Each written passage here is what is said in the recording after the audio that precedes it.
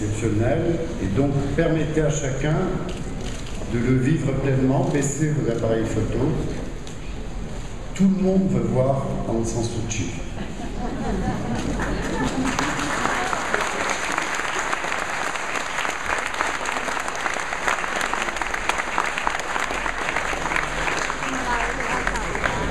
Chère Madame, il y a beaucoup d'émotions et d'affection dans ce moment dont vous voyez bien qu'il n'est pas principalement protocolaire, mais plein de sens et plein d'humanité.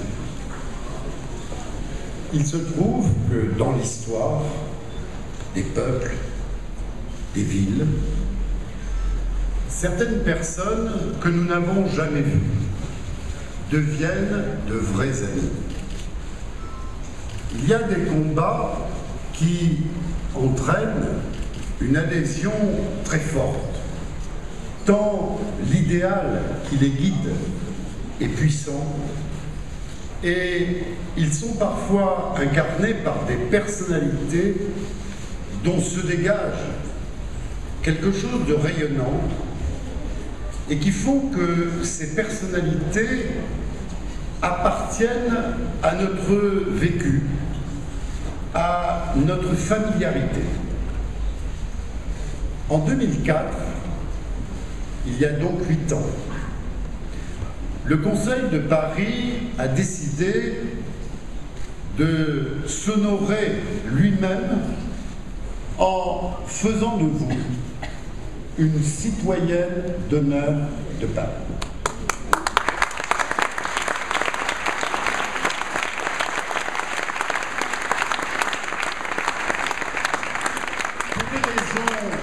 Pour les raisons que vous savez, nous ne pouvions pas vous remettre ce diplôme. Donc ma première adjointe, Anne Hidalgo, l'a remis la même année, 2004, à votre ami, qui était à l'époque le Premier ministre birman en exil. Et puis il fallait vraiment poursuivre ce combat et même vous adresser un message à vous qui étiez en captivité. Et nous avons installé votre beau visage sur la place de la République. Vous êtes donc, depuis beaucoup d'années, pour ce que vous représentez en termes d'idées, mais aussi en tant que personne, vous êtes depuis beaucoup d'années dans le cœur des Parisiens.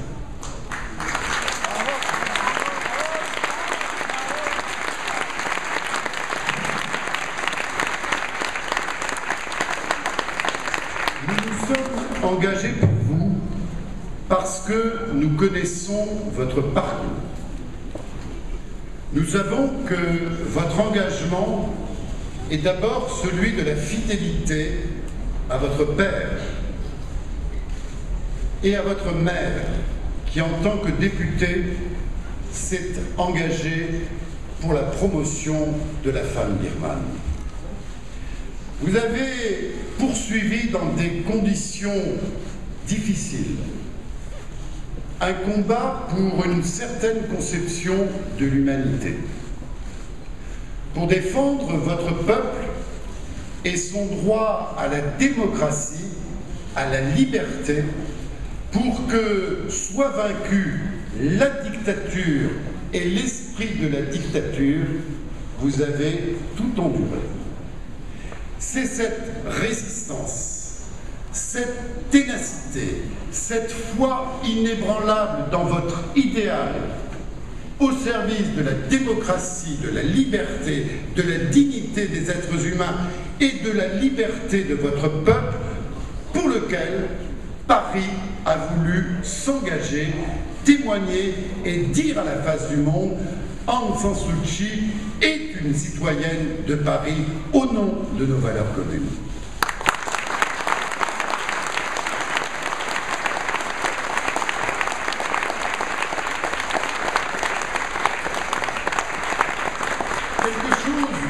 Quelque chose nous a touchés et m'a touché.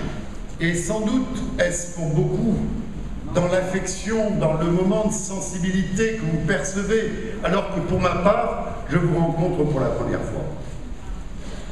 Parce que la manière intransigeante, inébranlable, avec laquelle vous avez défendu cet idéal, a toujours été en même temps une manière douce, sensible, sereine et surtout, vous avez toujours voulu la paix, la réconciliation de votre peuple.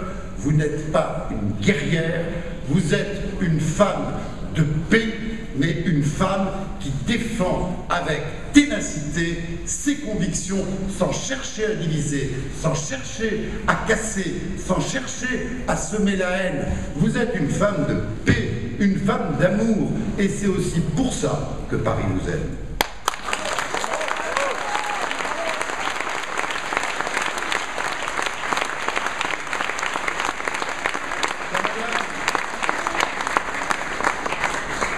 J'ai appris à vous connaître un peu. Et vous savez, pour nous les Parisiens, votre amour de Victor Hugo, cette référence à cet homme universel, c'est encore une rencontre entre nous.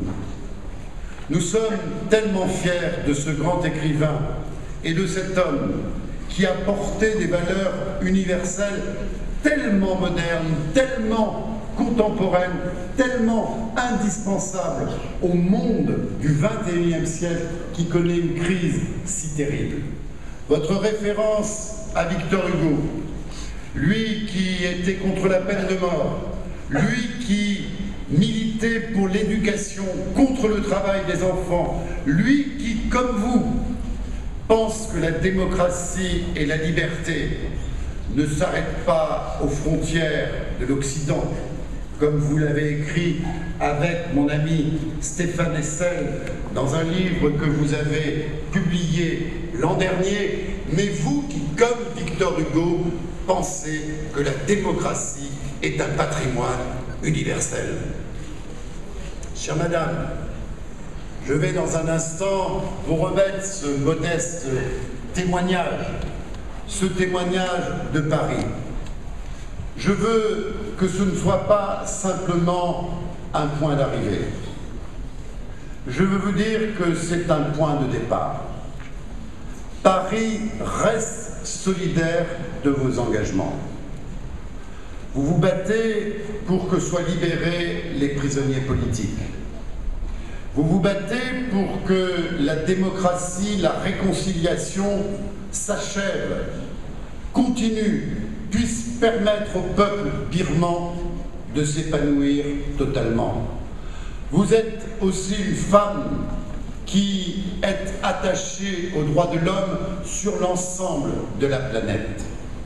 Alors, chère Madame, je veux vous dire au nom de Paris aujourd'hui, ce diplôme de citoyenne d'honneur de la ville de Paris fait que nous sommes fiers de vous. Mais il vaut aussi engagement. Et c'est l'engagement de Paris, le mien, pour soutenir encore et encore, dans les temps qui viennent, vos beaux combats pour une certaine conception de l'humanité. Merci, Madame.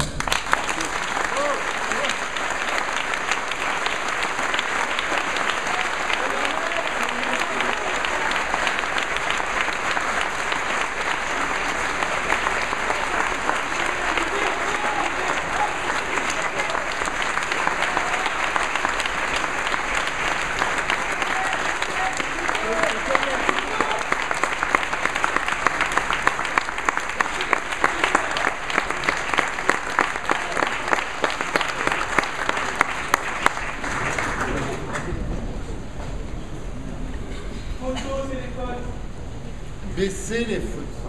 Voilà.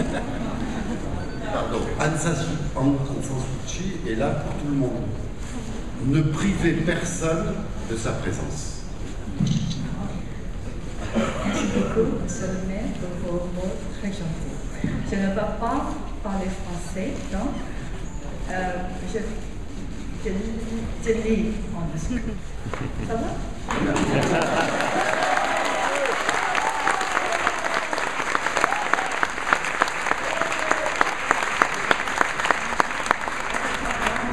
préparant mon discours, je me demandais quel temps il ferait à Paris quand je la prononcerai.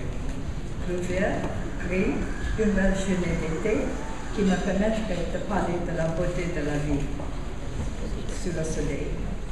Je me suis rendu compte ensuite que la beauté de Paris ne vient pour moi ni des monuments ou de leur bel agencement, mais surtout et avant tout des habitants. Ces habitants qui ont su me garder dans la pensée au moment le plus important pour moi. En 2009, alors que j'étais à la prison d'Enseigne, mon avocat vint un jour avec un sourire et me dit « Paris est ton émoi ». J'en suis étonnée. Pourquoi Paris est-il ton émoi et pourquoi mon avocat semble-t-il si heureux à ce sujet? Il poursuivit en expliquant que le peuple de Paris avait protesté contre mon procès et demandé ma libération. Je dois avouer que j'étais surprise, heureuse, mais surprise quand même. Je n'avais jamais imaginé que Paris soutiendrait ma cause avec une telle vigueur. J'ai appris plus tard que l'on avait érigé et placé sur la façade de l'hôtel de ville, peut-être place de la République. C'est ma belle-sœur qui lui un portrait énorme représentant et qu'il devait être gardé jusqu'à confirmation de ma libération. Le peuple de Paris montre ainsi que son profond attachement à la justice et la liberté n'était pas le produit d'idées abstraites, mais réellement l'information du droit de chaque individu. Je suis heureuse et fière d'être citoyenne d'honneur de Paris, ville qui est la vôtre et la mienne aussi. Que ce soit le Paris des révolutionnaires, celui des étudiants, ou le Paris des amateurs de beauté, Paris a pour moi une signification spéciale. Notre lutte pour la démocratie et les droits de l'homme dans notre lointaine Birmanie est avant tout un mouvement pour un changement révolutionnaire. Souvent, au cours des 20 dernières années, j'ai puisé ma force et mon inspiration en réfléchissant à tous les défis que vous avez rencontrés et surmontés tout au long de votre bataille pour la liberté, l'égalité et la fraternité. Lorsque j'étais étudiant en Angleterre, j'ai eu la chance de visiter Paris une année à Pâques. Le printemps, il était doux. J'habitais l'île de Saint-Louis et je flânais dans les rues de Paris, visitant les musées, mangeant des soupes à l'oignon et chaînant au marché aux puces, faisant ensemble tout ce que l'on fait quand on est à Paris. J'ai pu ensuite, grâce à d'autres visites, approfondir ma connaissance des lieux de théâtre, l'introduction à des mets plus rares et bien sûr l'Alliance française où j'ai essayé d'établir de fermes bases pour mon apprentissage de la langue française. Je ne l'ai jamais maîtrisé comme je l'aurais souhaité, mais c'est toujours un plaisir pour moi de l'entendre, mais un défi pour la production correcte des sons. À la fin du mois dernier, je me suis aventurée hors de mon pays pour la première fois en 24 ans. Mon premier voyage à l'étranger était en Thaïlande, 5 jours brefs qui ont marqué le début d'un processus d'apprentissage. Le voyage s'était poursuivi en Europe, Suisse, Norvège, Irlande, Angleterre et maintenant en France. Beaucoup de gens m'ont demandé mes impressions après cette incursion dans le vaste monde et je ne sais toujours pas comment définir comment je me sens.